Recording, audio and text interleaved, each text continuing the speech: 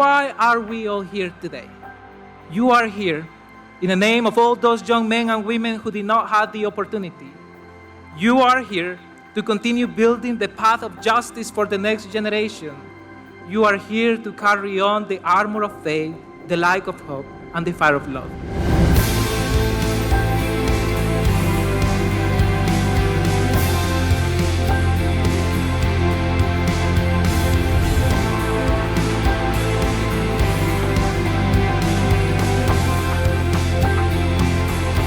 The power of education is stronger than ever before. As I speak from the stage, I can't wait to see each and every one of you up here today. This is your time. This is your moment. I wish to congratulate the graduates.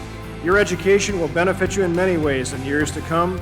No matter what field you have studied, your education at Reedley College has strengthened for you the ability to learn and to go on learning throughout your life. On behalf of the faculty, staff, administration, and Board of Trustees, I congratulate all of you on your achievement and wish you continued success. Go Tigers!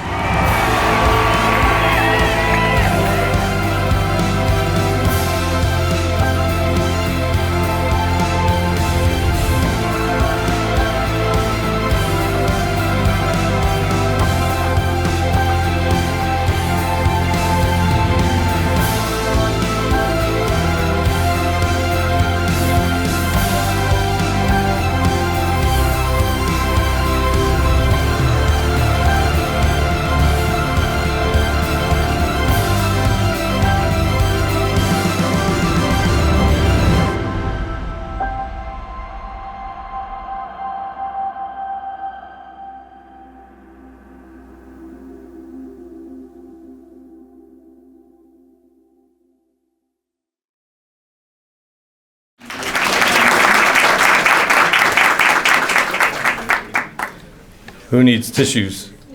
Serena. Well, good morning, everybody. It gives me great pleasure on behalf of Reedley College to welcome you to our State of the College presentation. I'm the Director of Marketing and Communications here, George Takata. Last time a lot of you were here, we were cutting the ribbon on this building a couple years ago. It was hot. It was August. We didn't need the heat lamps. This morning, you could see the building is thriving. Students are here. And just enjoying this facility. So we thank you for coming back. We thank you for being here and being part of our special morning with President Buckley and his wife, Sue. So thank you very much. Good morning to all of you. Good morning. Thank you for giving me this chance to come and know the campus of this beautiful place. Before I pray, I just want to recognize your respect and your acceptance for this great community of Reedley. I just felt it for 3 years, more than 3 years, almost 4 years. I came in the town exactly 5 days before the pandemic. And I felt alone for the first 2 weeks. Then after 2 weeks, I felt the love and the care and the respect of the people of Reedley. So I felt, even though I am away from my country, I felt you are my family.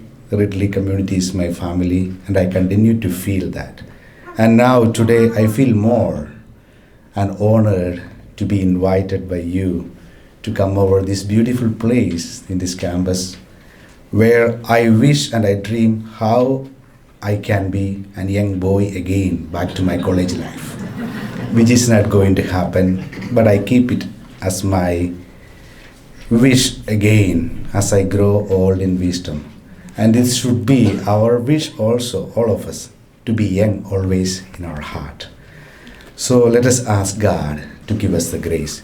You can remain seated, be peaceful, and keep your prayerful mind. Heavenly Father, we thank you for everyone gathered here now. Thank you for every seed that has been filled here, for each mind and heart that fills the presence of this place. We thank you. Only you truly know what we are setting out to accomplish today. We have an idea, a vision, and so many plans. We have talents, abilities, and time to work. However, only you can see in perfect detail the end of every beginning. Every project, every season, every life. Nothing is ever in vain, for even mistakes and missteps are used for something good. Therefore, come and fill our lives and hearts with your love and care. Fill our conversations with your grace and truth. Fill this gathering with your presence. We come to you today asking for your guidance, wisdom, and support as we begin this beautiful morning and an amazing meeting. Help us to engage in meaningful discussion. Allow us to grow closer as a group and nurture the bonds of community as educators, learners, and leaders.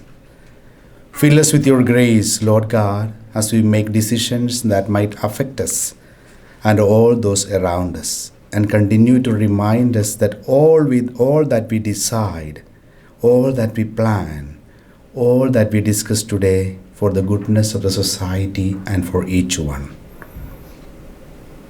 Strengthen our confidence in who you have made us to be. Set us free from comparison in order to work together in unity and efficiently. All this we ask in the name of God. Amen.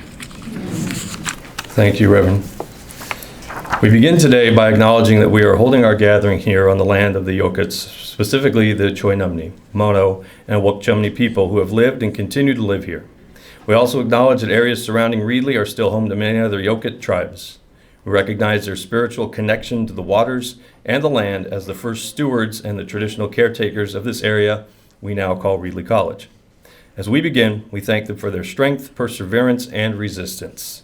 We also wish to acknowledge the other indigenous peoples who now call Reedley College their home, for their shared struggle to maintain their cultures, languages, worldview, and identities in our diverse college. Before we bring President Buckley up, I'd like to acknowledge some special people in the audience. Well, you're all special. Starting with our faculty, staff, administration, students, thank you so much for being here. Many of our trustees are here from State Center Community College District. Destiny Rodriguez. Thank you, Destiny. Magdalena Gomez. Danielle Parra. Our Chancellor, Dr. Carol Goldsmith. Executive Director of the State Center Foundation, Rico Guerrero. In the back. President of Clovis Community College, Dr. Kim Armstrong. District Communication and Marketing Strategist, Jill Wagner. Great meeting the other week, Jill, thank you. Our Student Trustee, Gerardo Reyes. Doing a great job, proud of you, Gerardo, where are you? Okay, good job. District Representative for Senator Ana Caballero, Luis Martinez. Thank you, Luis. Assemblyman Joaquin Arambula. Senior Field Representative for Assemblymember Joaquin Arambula, Maricela Ortiz. District Representative for Congressman Jim Costa, Diego Cruz. In the back. Assemblyman State of California, Mr. Jim Patterson. Great to see you again. District Director for Assemblyman Patterson and former KMJ co-worker, Matt Ottstott. We're going to miss you in the morning, Matt. It's great to see you. We also work together at Channel 47, or 24, or both. We worked 3 different media organizations together. The Office of Senator Melissa Hurtado, Joshua Golden. Councilman City of Reedley, Mary Fast. Reedley City Council Mayor Pro Temp Matthew Tuttle. City Manager, City of Reedley, and fellow Raider fan Nicole Ziba. We're very happy this week. There's hope. The Mayor of the City of Sanger, Frank Gonzalez. Supervisor of Madera County, Rob Poitras. Rob, thank you. Chief of Staff, Madera County, Nick Salinas. And Superintendent of Parlor Unified School District, Rafael Iniguez. Rafael, thank you. If I missed anybody, I apologize, but thank you all so very much for being part of our special morning. And with that said, it gives me great pleasure to introduce and welcome the 20th President of Reedley College for this morning's presentation, Dr. Jerry Buckley. Good morning, everyone. Good morning. Let's try that again. Good morning, everyone. Good morning. That's that teacher in me. So, as George was saying, you're all VIPs in my book. And when I look at this audience, it basically reinforces that understanding that we have in higher education, that you can't get anything done without partnerships.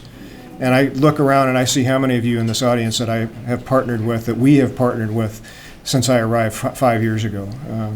And we'll be seeing some of the results of that in today's presentation. But really, again, good morning and thank you for coming. Welcome to Reedley's State of the College address for 2023, where we're going to introduce, as you should have in your hands, the annual report.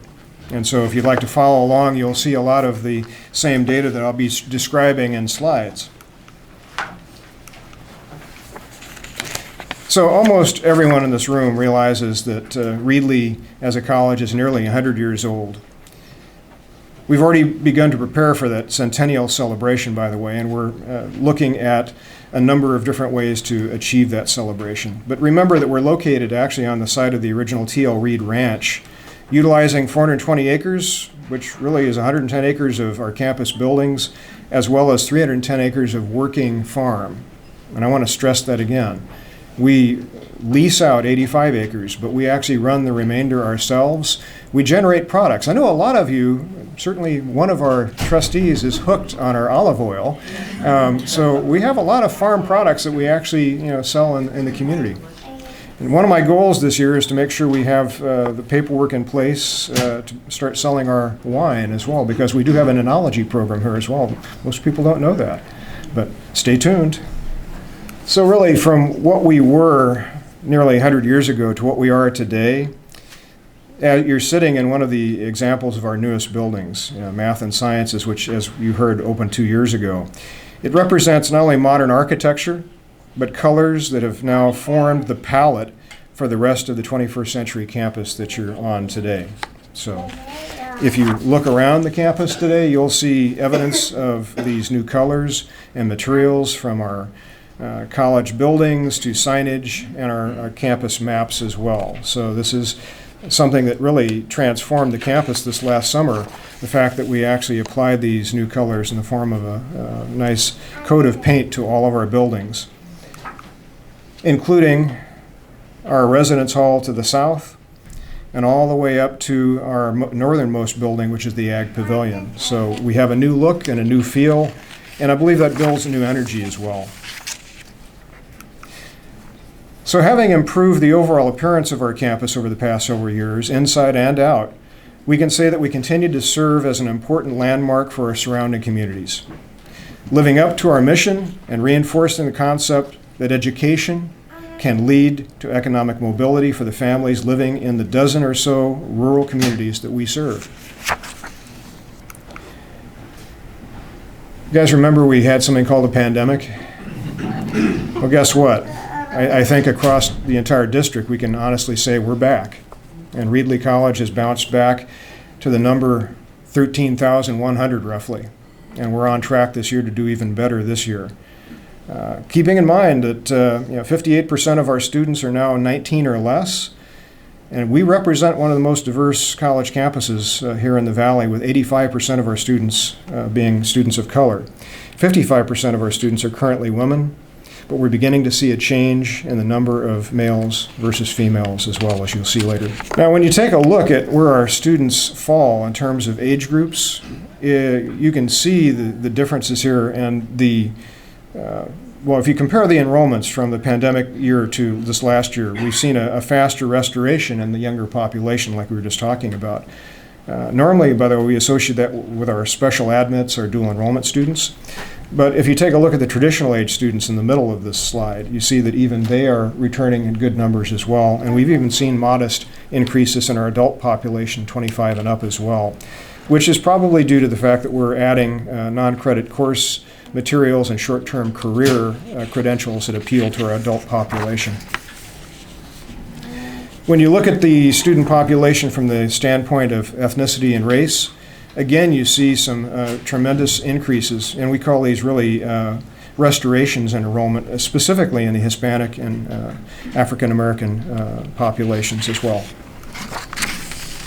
And then, as I mentioned a moment ago, when you look at gender, the males have returned at a faster pace, as you see, 23 some odd percent compared to the female students, but we still lag behind in the absolute number, as indicated on this slide. Now, for some of the other good news, course retention across the campus remains high. This number of 94% has been replicated now for several years, and our course success rate is high as well at 77%. But as we'll be discussing later today in our dual enrollment summit, our young folks are doing about 10 points higher than that in terms of student success. And you might ask the question why. That someone might say, well, it's grade inflation. I don't agree with that. What I would say is our dual enrolled students are there 5 days a week working on that content with embedded tutoring and many other supports that allow them to achieve that higher rate of success. And isn't that what we want to see for our incoming students? Good preparation and mastery of being a good college student. In terms of awards, similar to last year, we topped 2,600. And you can see the distribution here by both gender and ethnicity again. And notice that our Hispanic population outperformed their numbers by 3%. They're represented as 74%, but they earned 77% of the awards. And if you take a look at the overall pace for earning awards, which would be certificates and degrees, you can see here that we're actually increasing at a rate of more than 6% per year. Although we are wondering about the comparison of the last 2 years, it looks like we're flattening out a bit. That could just be what I'd call a COVID impact, but we'll have to wait and see how we do at the end of this year to determine if that's the case. Another indicator of success is our transfer rate, and I want to highlight on this slide that, again, our students of color are doing extremely well. Notice that the top performer in transfer is our Black and African American student population. That's significant. And one last thing to note in the way of data is the change in course-taking behavior over the pandemic to current times. And what you see in the top horizontal bar is really what happened during the pandemic. We obviously all went online. There was a very small number of courses that were considered essential that maintained face-to-face presence on the campus. But you can see last year the transition then back to the new normal. You can see, as expected in the group less than 18, the majority of the courses are basically face-to-face. But take a look at the 25-plus column. The majority of our adult students are now preferring online, as you would expect. And those in the middle, our traditional student population, are actually splitting the difference with a lot more hybrid, a significant increase in the number of online compared to pre-pandemic, and some on campus. But what I would point out then is that affects the way in which we do our work. It affects the way we use our buildings. It affects the way we use our technology. It makes technology that much more important for all of our students to have access to, because we don't want to create an artificial digital divide for our student population. Now, in the book, you can basically look at some of the detailed information that has to do with our financial aid awards to students. But in general, I'd just like to point out that in addition to creating more flexible access to classes, Reedley provided over $36 million in financial support to students last year through scholarships, grants, work-study opportunities, as well as loans. And the State Center Foundation, their part of that was $130,000 in scholarships, and the Reedley College Foundation provided another $60,000 in scholarships. So just keep in mind that covers everything from the state of California's Promise Grant all the way down to other sources of funding. But when you look at that number, that represents over $9,000 per student for about 3,700 students, I believe it was. On the other side of the slide, you'll notice that Reedley also continues to add to its grant portfolio, including a $2.6 million grant that was realized from our F3 Ag Tech grant, $1.6 million from the Learning Aligned Employment Program, or LAPE, also $475,000 from the College Assistance Migrant Program known as CAMP, and $232,000 from the Educational Opportunity Centers, or EOC, program, specifically focused on adult learners while we also invested another $193,000 in developing new open educational resources for our students in our zero textbook cost programs. Does the audience understand the significance of that? Next to fees, the cost of textbooks is one of the single greatest barriers financially for our students. So the more OER we can develop, the better. Now, if you want to call this a form of a balance sheet, on this particular slide and the image in the annual report, we're comparing our revenue and expenses. So we basically brought in roughly $85 million in ongoing and one-time revenue last year, compared to $40.1 million in expenses, of which 89% of that represents salaries and benefits for our employees. So now let's take time to recognize some of the innovation that we were talking about a little while ago and some of the achievements of our programs here on campus. Number one, literally, is our ag program. How many times has the Reedley College Ag program been recognized as the #1 ag teaching program in California? 7 times. It does say that, doesn't it? Well, actually, I took that off. And then a little-known program, mule packing, which is actually part of our ag and natural resources pathway, but specifically part of forestry and natural resources, earned their first, wait for it, World Championship in Bishop last May, beating out UC Davis, Cal Poly San Luis Obispo, and Fresno State University. No grudge match there. Not to mention Modesto, which really is a grudge match, and also Deep Springs. Anybody know where Deep Springs College is? Yes. Yeah. It's out in the middle of the desert, but they have a very interesting program for a very small number of students. But all those folks get together once a year at Bishop, and we compete. Also, a special note this last year was the work of our federal Title V grant leadership team in forming the Valley's first Office of Hispanic Serving Institution Initiatives at Reedley College to help keep us honoring the title and spirit that we carry with that already mentioned HSI indication. Being a Hispanic Serving Institution is something we want to live up to each year. And then last, we wanted to recognize the success, the ongoing success of our flight science program, which Dr. Arambula helped us enhance greatly. We're about to, pardon my use of the word again, launch our flight school at the Reedley Municipal Airport this coming January, thanks to his generosity and his work in the state capitol to bring $1 million grant to us. We've purchased 5 new airplanes. We're bringing enhancements to the municipal airport. And some of you may have seen during the open house some of our planes on static display. But in this particular case, this gentleman on the screen is a graduate of our program from several years ago. And actually, that gentleman, Lorenzo Rios, was just honored because he was promoted to first officer at Contour Airlines in Tennessee. So our pilots are now flying all over the country. We recently had a couple of young people picked up here with SkyWest here in Fresno. And I should also mention, got to give equal time to aviation maintenance. We just had another young man there hired with a $75,000 signing bonus to become an aviation mechanic. So work continues. Now, let's not forget athletics. We have 12 athletic sports, and I'd like to recognize the leadership, dedication, and talent of our head coaching staff in all of these 12 areas, because I always consider, and I've shared this with our chancellor several times, and I believe she agrees with me, athletics represents the oldest guided pathway. Because if you think about what our student athletes have to do, they have to carry 12 units, their full-time status. They have to have 5 hours a week of tutoring, and they get regular contact with dedicated counseling staff. And so when you think about that, it's not surprising some of the stats you've already seen today as far as what the outcomes are. But today I'd like to honor, specifically, head coach Scott Stark, who led Reedley College's men's golf team to a state championship this year.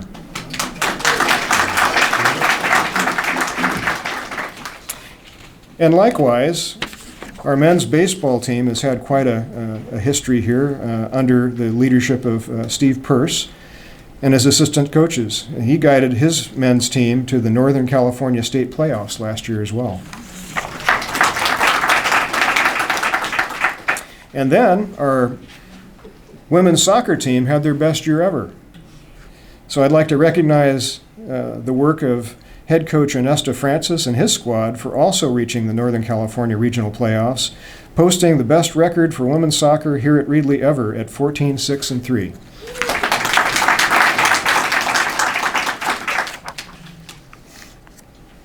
And I think we've seen this guy before. Wait, it's Coach Stark again, basically leading the women's golf team to a 4th place finish in the state championships last year. So I appreciate being able to share these images with you and, more importantly, celebrate the good work that sometimes goes on behind the scenes. We don't really think about the number of hours that our coaching staff puts in and all the support staff for those student athletes to get them where they need to be. Now, since I've mentioned guided pathways, I'm going to basically come back and touch on that again with you, because I'd just like to share with you, begin sharing my vision of the future for Reedley College. I would like to say that we can help every child or adult find a pathway to their future here at Reedley College, and actually at any of the colleges here in the State Center District. It's important to remember that when we look at education as a whole, there are different opportunities at each level of education, whether it be high school, our community college system, or our senior institutions that we transfer to. Because I would simply say that offering open access to an educational institution is not enough. We must continue to provide a value proposition to all of our communities that makes the case for all K-12 students participating in higher education. Because we know that educational attainment correlates with the opportunity to earn a living wage. And where do the number, at what point in the curve do you get the largest number of living wage jobs and careers? It's really with a baccalaureate. And for those of you that know the statistics, right now, the Valley only has about 9% baccalaureate attainment. So the work that our colleges are doing with our senior institutions to increase transfer and to get more folks through to a baccalaureate degree will obviously increase the opportunity to earn a living wage for our families and also raise the economic conditions within our communities as well. Now, when you look at Reedley, and I'm not going to read the entire list, we have 29 certificate and degree programs in the career and tech ed area. And as you can see, we also have 24 transfer degrees. So any of those pathways can actually work to help a student earn that living wage. What we've done is take all those programs and coordinate them under what we call our guided pathways framework. So we've created 7 distinct pathways for these academic programs, each with their own success team and a physical hub where students can meet with their counselor for that hub, or for that pathway, I should say, in their hub, and access other resources just down from where they take their classes across this campus. So the point would be, whether you're a STEM student and you need help or any other pathway, there's a hub near those classrooms where they can basically meet with their counselor and get that support. One example, which I've mentioned already today, is aviation maintenance technology. This is in the industrial technology and manufacturing pathway. Reedley offers internet access to our learning pathways and programs, and for this particular pathway you can see the description that's offered for students that might be, or potential students that might be shopping for a career. And in addition to the basic description then, we also offer program data in terms of career data, what you might be able to earn, what the job market looks like, and beyond the graph that you see here are graphs. We also have an exact map of all the courses that you take in the specific order necessary to complete either the certificate or degree. So this program map and mapping software has been adopted not only by our colleges here in State Center, but it's also being adopted by the CSUs and shows a pathway through to that baccalaureate degree that is very important in certain discipline areas. Now, adding to that, at the opposite end of the spectrum, or with our K-16 partners, we are now developing transfer pathways that start in high school. And those pathways are in the areas of engineering, business, finance primarily, education, and health professions.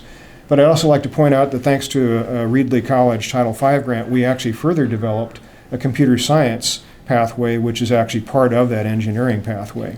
And that's actually up and running at Dinuba. And we had our first graduates this last year walk the stage with us.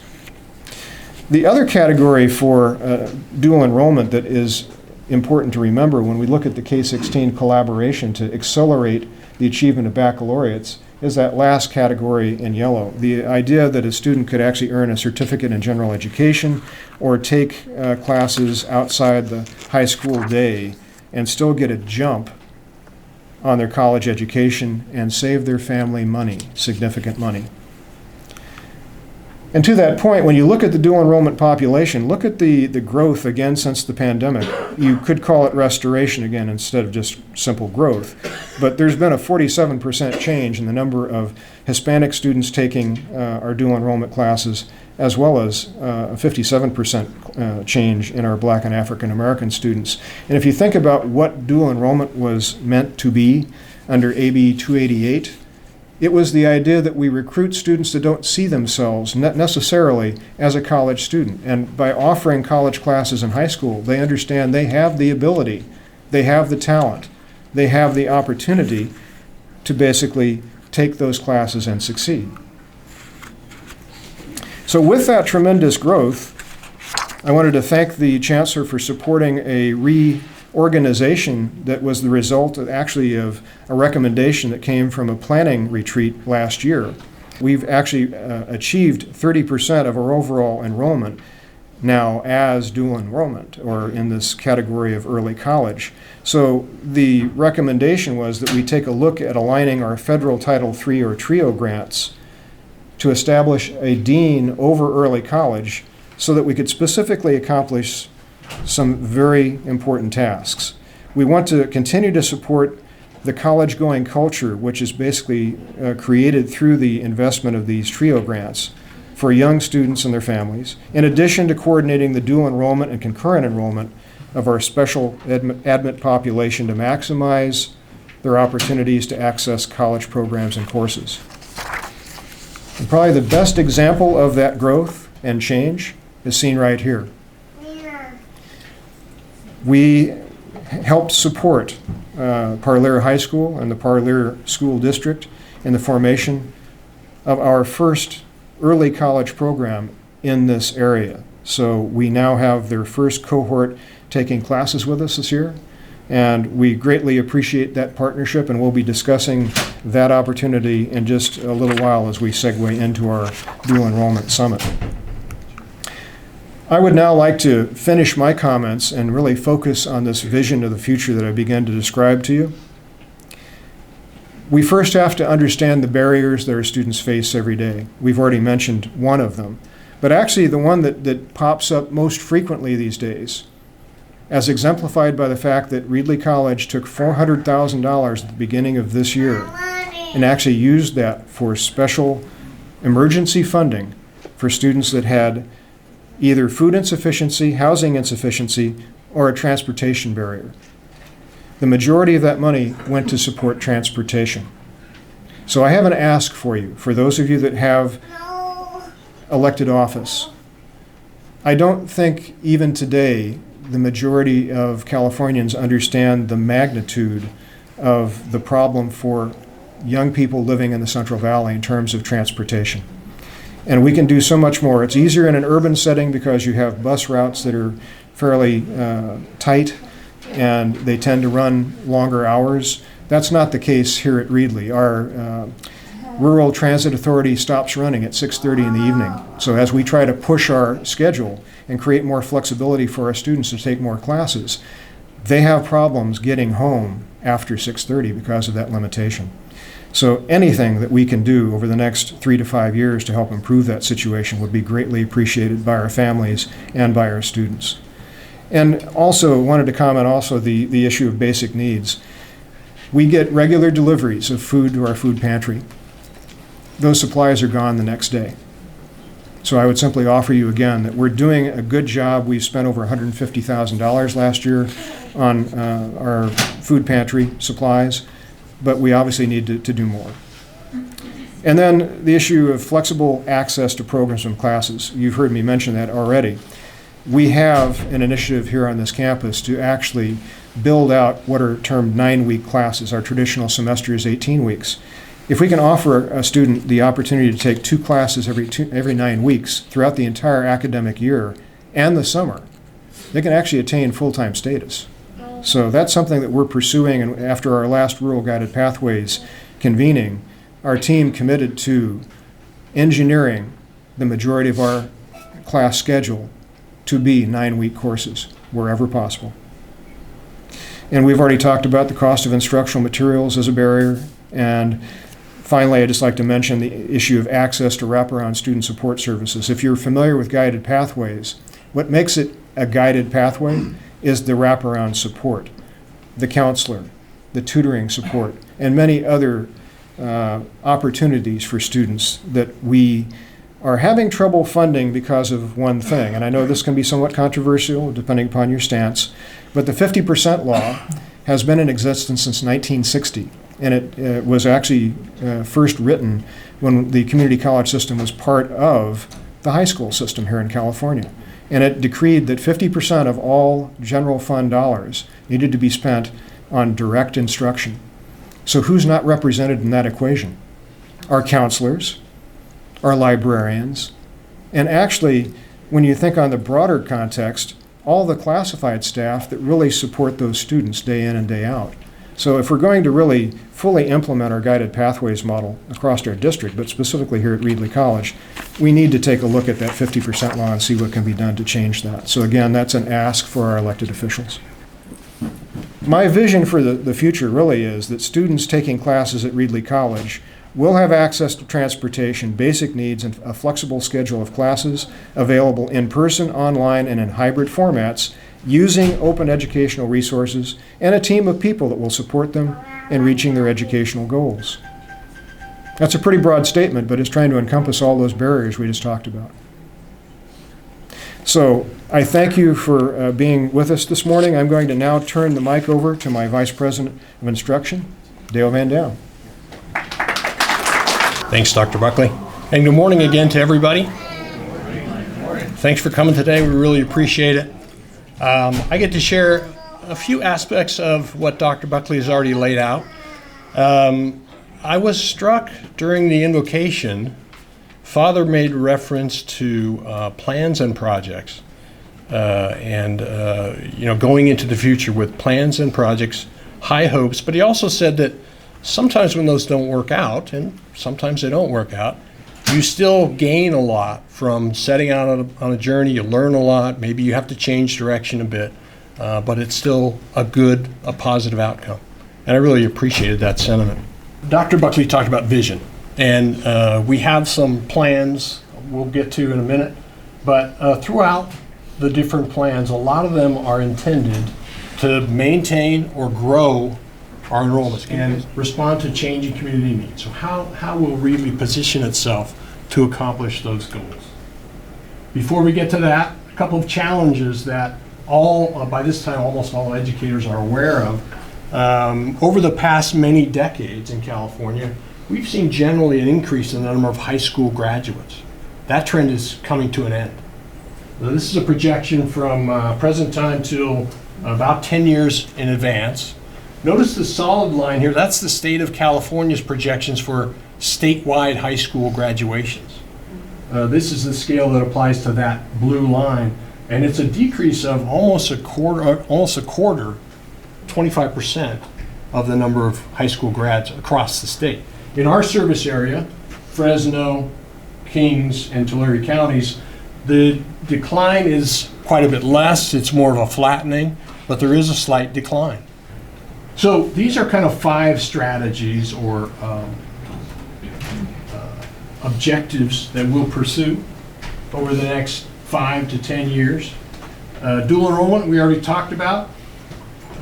We'll try to keep our career tech programs fresh, responsive to needs, and grow some new ones. We'll look at course modalities. We'll look at what are called non-credit offerings. I'll explain that a bit. And then the possibility of offering baccalaureate degrees, 4-year degrees, right here at Reedley. New programs or programs in development, not all of them are new. Wildland Fire has been around for a while, but In fall of 2025, we're going to bring back an LVN program. Years ago, it was thought that, well, LVNs are going away. We don't need that level of nursing. We need, bachelors or registered nurses only. Turns out that's not the case, and we still have a great need, a strong need regionally for those that level of nursing. Land surveying is one that just was initiated this fall. We've already got 20 students in a cohort. It's primarily a non-credit program and aimed at that target audience, that older target audience. So we offer classes on Fridays and on Saturdays for that one. A great start for that program. It was developed in conjunction with Fresno State's geomatics program. And finally, wildland fire, something we're very proud of. It's grown explosively over the last 3 years. We're up to cohorts that serve about 180 students annually. And the thing I'm really proud about is that our wildland fire program is not just extinguish the fire, right? That's of course always a critical aspect of any fire control program, but because it's rooted in our forestry and natural resource programs, students learn the full gamut of wildfire management, water basin management, how to keep forests resilient, vegetation control, and what's going to happen as climate continues to warm to our mid-latitude Sierra forests. So it's really a bit of a different program. Certainly fighting fires is a big piece of it, but I like the fact that we cover all aspects of forestry. And then non-credit offerings. You can see we have greatly expanded the number of non-credit offerings at Reedley College. And many of you may not know much about non-credit. What is that? Can I apply those to Fresno State? Well, maybe not. But remember that age group, that older non-traditionals age group? Non-credit allows us to serve those in sort of a customized way. We can craft non-credit offerings in small unit bites. We can offer them solely in the evening and Fridays and Saturdays. That meets the scheduling needs, the attendance needs of that older population.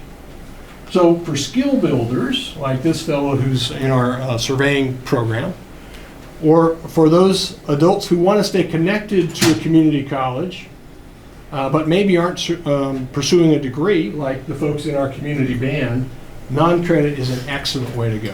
For students, there's no tuition or enrollment fees. The classes are repeatable.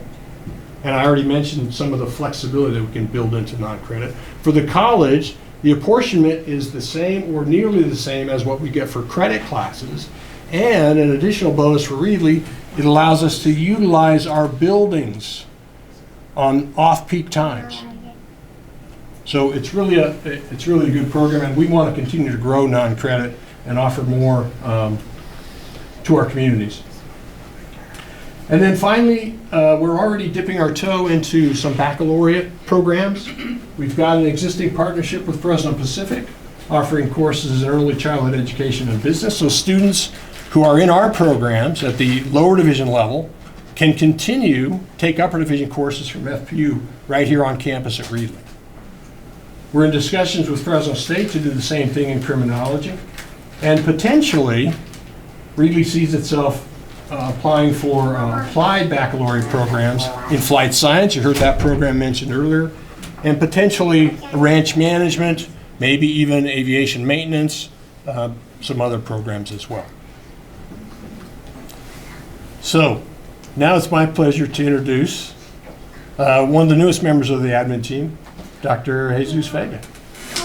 What I was asked to do today is to have a conversation with you all about student services and what my vision is for us to move forward as a campus. So one of the things that I want to emphasize, and it was mentioned by Dr. Buckley and it was mentioned by Dale, we are a Hispanic serving institution. And what does that mean? That we only serve Hispanic students? No. What it means is that we have access to funding that other colleges may not have to better support our students, right? And that's a positive. It's a plus, huge plus, especially in the times of where we're trying to figure out how do we adapt to the new student that we're going to be receiving at Reedley College, right? Dr. Buckley showed the information about our dual enrollment student population and that new source of students that we're going to be seeing in our hallways, in our classrooms, in your spaces is our adult student population. So how do we support them? How do we do what we need to do to make sure that they're successful, right? Each student population, it's not a cookie cutter situation when you onboard them, when you provide services to them. We have to adapt to who our students are. And that's what the funding from the from the HSI grants that we can apply for is going to allow us to do. Re-educate ourselves, right? It's not just, yes, the majority of our students are Hispanic, but that's not all we serve. We serve other students. And that's what we have to realize. We don't exclude, we include. And how do we raise all of our students together so that way they can be successful? The image that you see here, we're in discussions right now creating an HSI logo for Reedley College. We want to make sure that our students understand where they're coming to, how they're going to be supported, and more importantly, what the end goal is. How are we going to get them from point A to point B, right? And what you see here is a draft of what we have, but they've mentioned guided pathways. Each of these little images around the circle is a guided pathway, because my goal is to ensure that our student services are embedded in each pathway and they're providing the same service for our students that they need, those wraparound services that Dr. Buckley mentioned earlier. As you can see, Reedley College, we're already in the community. It's called Reedley Community College for a reason. We work with students in the elementary school level, middle school, high school, and here you'll see the image where our students are actually applying to come to Reedley, that next step from your place to ours. In the middle, we have our students that are upskilling or just wanting to take additional courses for growth, mental health, right? Whatever it may be that they're needing, we're here to help them do that. Reedley is home. And like all of us, we left home, but we always have a place to come back to. It's home. It's our community. Students are always welcome. My team is always ready and available to help and assist wherever it may be. And it's not just courses here at Reedley College. Courses that we offer in your spaces, in the evenings, community centers. We're here to support you all, just like you all are here to support us. This is the end goal for all of our students.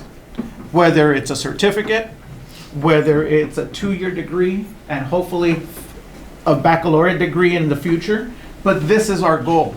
And this is what we're trying to do. As you can see, it takes the entire Reedley College community to make this happen. Our classified staff, our student services team, our faculty, our students, but more importantly, their families. We bring all of our community up together. It doesn't happen alone. Student services, as I mentioned earlier, we have to re-educate ourselves to better support our students. But it doesn't end with us. We're the bridge. You all set them off on that path. Now it's our responsibility to get them to where they need to be. Ellos pertenecen aquí, and so do we. How do we make that happen for our students? Because it's different for a dual enrollment student that may not have that vision of the possibility of going to college, to that high school student that graduated and is thinking, where do I go? What do I do? Right? We're here. All these happy faces aren't just because of student services. It's because of faculty. It's because of classified staff. It's because of the maintenance and operations team that are walking around and doing what they need to do in order to make sure that they have a great place to be. But it all started with you all. You all planted that seed. Send them to us so that we can continue helping them grow. The last thing that I would love to see for Reedley College is a new building on our campus. I was going to say, where's that on our campus? It's not on our campus, but this is my vision. This is my vision, to have a place where students can come to and receive all the services that they may need. We don't have to walk them across campus to receive different services. They come to admissions, they go to counseling, and then wherever else they may need, EOPS, veterans, basic needs. If they need to connect with an advisor, they're there. This is the vision. And I know this is not my vision. This has been the vision of the executive team for quite some time. I just get it to show you to you what it may look like in the future. Again, Reedley College is home. It's who we are. It's who our team is. It's who student services is. But more importantly, in order to make this happen and to see this more frequently, we have to re-educate ourselves. We have to. And that's the vision for my team. My team has always said, what's your vision? This is it. Re-educating ourselves so that we can ensure that we are making the best efforts for our students to get them from A to B. I don't want to see A, B, C, D, E, F, and G. Don't want to see that. I don't want to see our students here at Reedley College for 6 years. I need them to be here 2 to 3 years so they can continue with their lives. Get their bachelor's degree, get their master's degree, so they can have that livable wage. But then come back to us to learn skills to move forward in their career. That's the goal. And if we can do that, we're going to be in a good place. That I can promise you. I have the honor of turning it over to Melanie Heifel, our Vice President of Administrative Services. Thank you so much for your time. Appreciate it. So you've heard Dr. Buckley speak, and you've heard Dale share his vision, and you heard Jesus share his vision. So now I get to tell you how I get to support all of their visions. So for administrative services, the big question is, what will Reedley College look like in 10 years? So there's 3 areas that administrative services is going to focus on over the next few years. One of them is campus modernization. As many of you can see, we've already started that process with painting the campus. We're changing out all of the signage to where it all matches, it all looks the same, it's all in the same location, so students can find their place around campus. But as we look at the future, we're getting ready to embark on redoing our facilities master plan. So as we do that, what does the college of the future look like? What do our students need by 2035? Our students are ever changing, and you've seen that talked about here today, where it's not the traditional face-to-face classrooms. It's online, it's hybrid, it's high flex, it's the high technology. So our classrooms need to be flexible. Our classrooms need to look at what does that student need in the future. One of the other things that we're really focusing on is campus safety. We want our students and we want our staff to feel safe when they come to campus. We want the lighting to be, our campus to be well lit at night so you can see around and you're not afraid to walk into a parking lot at 9 o'clock at night after you take a night class to go home. Our administration and our classified staff have been diligently working over the last 3 years to work on emergency preparedness. We do trainings. We want to make sure that if something does happen to our campus, if we have that huge earthquake or we have that fire, our campus is prepared and we know how to take care of our students to make sure they're safe. And the last thing that we're going to focus on is fiscal stability. You've seen how we have a lot of CTE programs on our campus. Those programs are expensive. As we look to improve those programs, as we look to add programs, we need to make sure that we can support them. We also need to make sure that we can support all of the wraparound services that our students need. So we need to make sure that they have the resources that they need to meet their educational goals, they can persist, and they can succeed. And then we need to also make sure that we're implementing emerging technology and emerging equipment.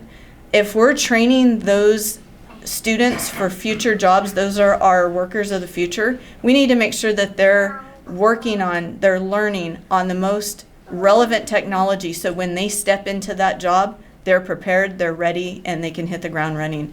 They don't need to be retrained when they get to the workforce. And finally, we want to just make sure that we are supporting our students in every aspect, from the counselors, from the food pantries, from the tutorial services. We want to make sure that we have all of the support services that our students need. And so that is what administrative services will be working on as we look into the future. And it is my honor to introduce Rebecca Schneider, Academic Senate President. The Academic Senate is part of the participatory governance process here at the college, and we inform decisions that relate to academic and professional matters.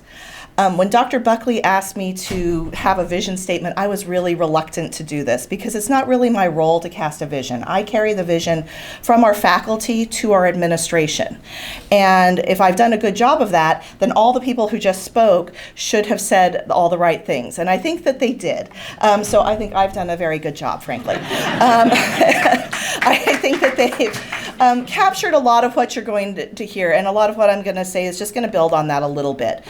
The Academic Senate always works on ensuring that we have good curriculum, degrees leading to employment, quality instruction, well-prepared student services. That's the work that we always do, and I think that that is part of our vision for the future.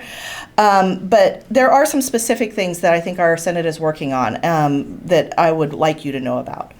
Coming out of the pandemic, we've seen an increased need for basic needs, and you've heard that already around transportation, around pantry, food insecurities. I would add to that we have seen a significant increase for mental health services, and that is an unmet need across the community college system, but I think it's particularly impacting rural areas where we have trouble attracting people into that type of work. And so that is one of the things that the Academic Senate is working on in conjunction with the administration. We are working on developing programs and schedules to serve adults and upskill adults who are already employed so that they can advance into a living wage. That involves offering alternative schedules, evening, weekend, short-term classes. It means exploring new types of curriculum. Dale spoke at length about non-credit and what that means, and so that's one of the examples of the types of curriculum that we're developing. As we make that shift, though, we are facing some barriers. If we offer evening classes, Dr. Buckley already talked about transportation. Melanie spoke about lighting. It is not fun on a rural campus to be walking across campus in a somewhat unlit area and think, oh, what a neat dog that's approaching me, and realize that's not a dog. Once he steps into the light. So, there are some things that if we are going to begin to serve that population that we need to address in our facilities, in our programming, and the faculty are working on that. I will put in a second pitch for our rural transit system because it does shut down so early in the evening. Our adult students who have frequently, only one car per family, sometimes per one or two households, cannot make it to and from campus and get their kids all the places their kids need to go and get themselves all the places they need to know. And so our adult parent students particularly really struggle to take classes and also often have to sacrifice their economic opportunities in favor of their students, and that shouldn't be. So that is improvement in the transportation would allow us to offer evening classes more readily. Another barrier that we are working to address is the application process for non-credit, which does ask for a lot of personal information, including sometimes immigration status, which is a barrier to some of our adult students who don't want to always answer those questions, and provide all the financial information that we require of our traditional students so that they can take advantage of financial aid. But our other populations maybe don't need to be sharing or want to be sharing that much information.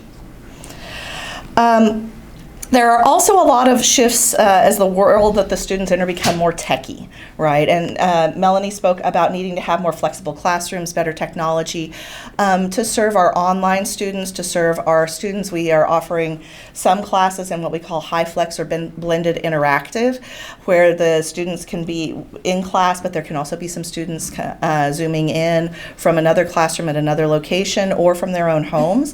That's one of the modalities that we're considering moving into. We also have to deal with anxiety, excitement, buzz around AI and what that means for learning and how to assess students in a world where oftentimes there's a technology that can answer a lot of the questions that we ask them. So how to move forward with that and how to teach our students how to use that technology. I know that the classified were recently told that They aren't going to be replaced by AI, but they'll be replaced by somebody who's prepared to use AI. And that's what our students need to be prepared to do. So that's going to be an upcoming challenge for us. And finally, I want to call attention to the ways in which Reedley College is addressing equity and call it out specifically. We strive to ensure that equity informs all of our work. So I hope you've been hearing that. Transportation needs and economic concerns, mental health, and barriers to students' education. But I'd like to also point out that a lot of work is being done to address racial equity and anti-racism on this campus. Dr. Vega spoke about our status as an HSI, a Hispanic Serving Institution. And we are doing a lot of work around what that means, not just the opportunities, but the responsibilities that come with that designation. We're examining equity gaps in our classes and working to, and programs and working to address them and close those gaps. And we are always striving, and I think this is one of the most important things, we are always striving to ensure that the world that our students are experiencing is more equitable than the ones that perhaps we grew up in. And I was sitting there watching him, that when he sits in this chair, a few years from now in a class, that the world be a more equitable place than it is even for these students right now. So with that, I'll hand this off to Classified Senate President James Davis. I am honored to speak to you this morning and to share a little bit of my own vision for the Classified Senate and our staff and how it fits into the larger picture here amongst other groups and entities that comprise the leadership at Reedley. The charter of our Senate is to ensure that classified professionals have representation in the decision-making bodies of the campus governance and to represent and advocate for classified staff in matters of professional needs. And I want to take a moment to unpack each of those two areas and to highlight how they work together to make Reedley College a great experience for those who have chosen to further their educational goals here with us. Dr. Buckley mentioned his vision in a framework of challenges and opportunities. So I wanted to continue that this morning and in that direction to share some of the opportunities our Senate has as well. The first of these is our continued work in what we call the Caring Campus Initiative. Many times the first person a student sees while getting to Reedley College for their first class ever is a classified professional.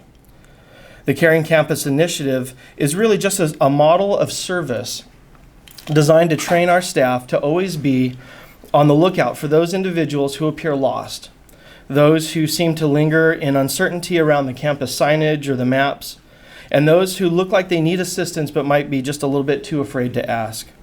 Whenever possible, that classified professional will be the single point of contact required to assist the student, and if that student does need to be redirected or transferred to another area or department on campus, we endeavor to take that student there in person. Being there for a warm handoff from a student into the classroom or the department and for where they're looking for can sometimes be that one difference between the student giving up or digging in and sticking with it. The next two facets of our opportunity in the Classified Senate, as has laid out before, is professional development and program efficiency, effectiveness, and implementation. Like our own work environments, education is continually changing, reshaping, and evolving based on the impact that technology plays in both the classroom and the workspaces that we equip our students to be a part of. So therefore, our Senate is always on the lookout to foster new opportunities for our staff to be lifelong learners and to use those new skills into the programs that they are a part of.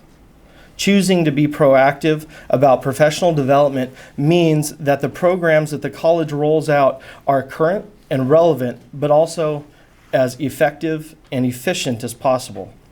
Doing our very best to make every experience a student has with our college to be as hurdle-free as possible and to be without needless obstacles. Furthermore, keeping our skill set up to date allows for our staff to always be on the lookout for processes and procedures that can benefit from reevaluation and review. Always vigilant for opportunities to improve beyond doing things the way they have always been done.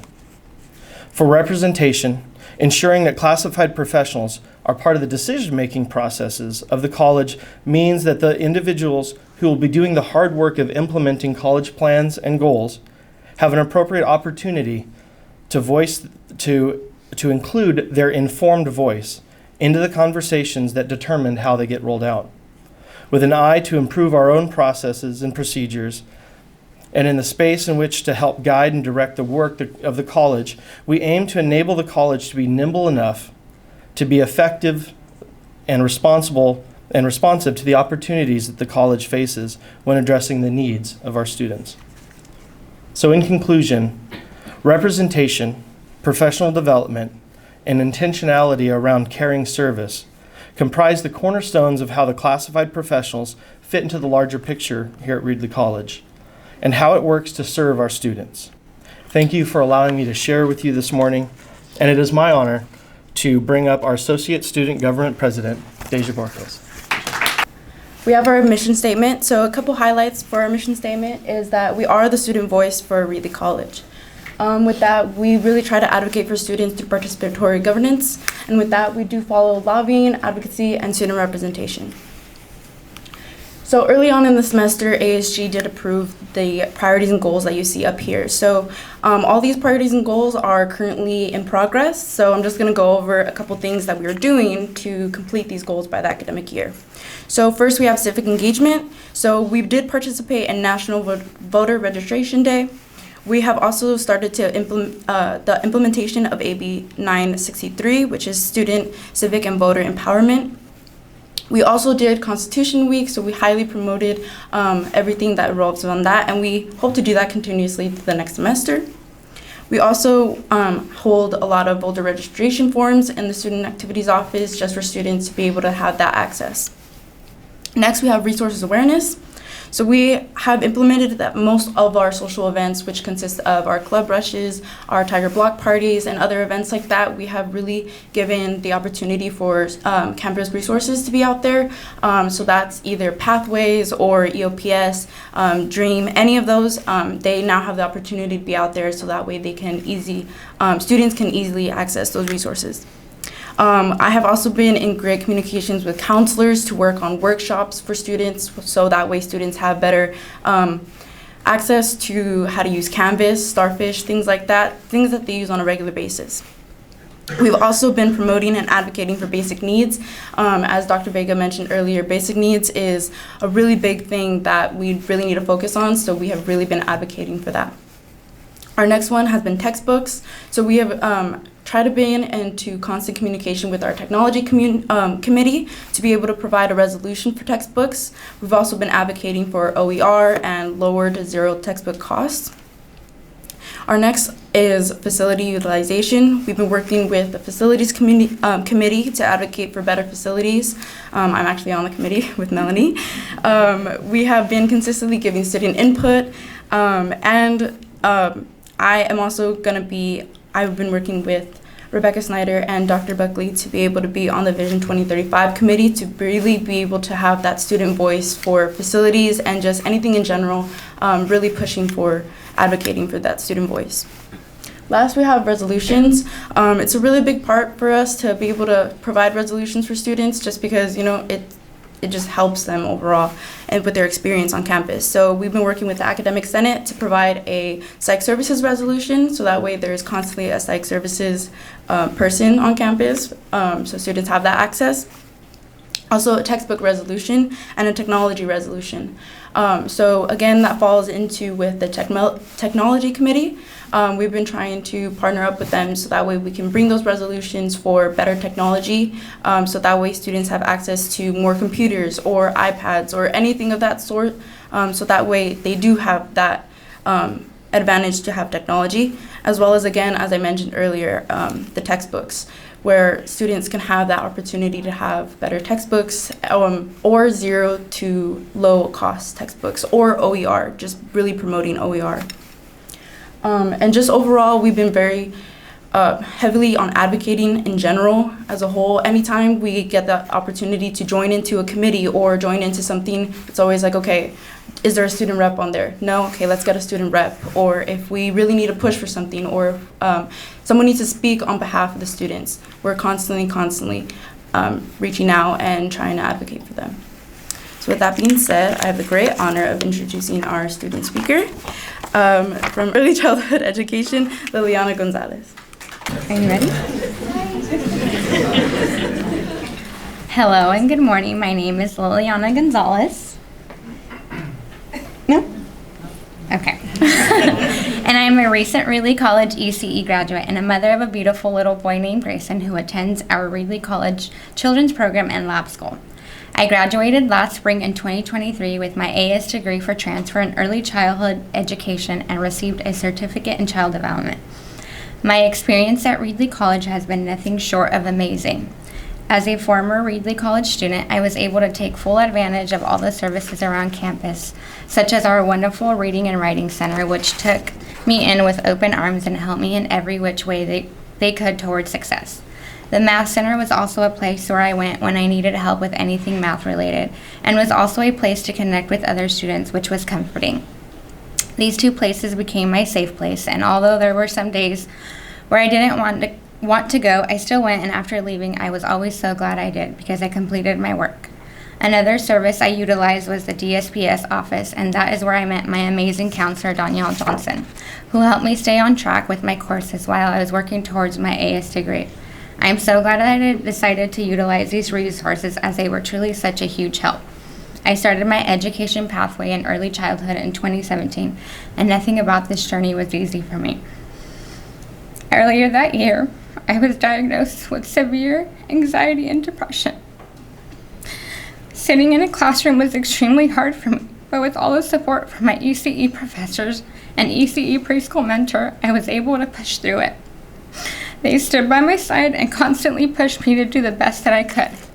When I began the required lab hours at the children's program, I quickly fell in love with the lab school learning environment. It was at that point in my journey that I wanted to be an early childhood teacher, just like our ECE preschool specialist, Shannon Mendieta. If you've had the privilege to be a part of her classroom, you would know she is an amazing teacher. Till this day, she still watches out for me and is always willing to help me when I need it. Now here I am, years later, thriving at what I love to do most, all because of the amazing support each individual who never gave up on me. The immense amount of support I received from my DSPS counselor, professors, and all around the people I have met here on campus are the reason why I got through my college journey. Reedley College ECE faculty has become family to Grayson and I. This is my first semester at Fresno Pacific University, and I am proud to be a part of the first cohort on Reedley College campus pursuing a bachelor's degree in early childhood development. Being able to attend Fresno Pacific on Reedley College campus is such a comfort to know that it's on familiar grounds and I don't have to commute very far. My Fresno Pacific campus professors have been amazing and have already made it feel extremely comforting. My goal in the next 18 months is to continue growing academically towards my goal of receiving my bachelor's degree in early childhood development. After that, I plan to continue my education through FPU towards a PK3 ECE specialist instruction credential with master's in education. My dream is to become a full-time ECE toddler specialist for Reedley College Children's Program and Lab School. As I reflect back on my Reedley College journey, I can't help but smile and be thankful for the challenges I went through and overcame, and have now led me to where I am today. This journey of mine was not easy, and it did not become easier after becoming a mom. But what I will say, every single hiccup down the road was worth it, and I would do it over and over again. I want to let everyone know that everything is possible and to never give up on anything you are dreaming of becoming. Sharing a little part of my journey is just another milestone for me, and what a privilege it is to be a part of something so amazing. Thank you all for your time.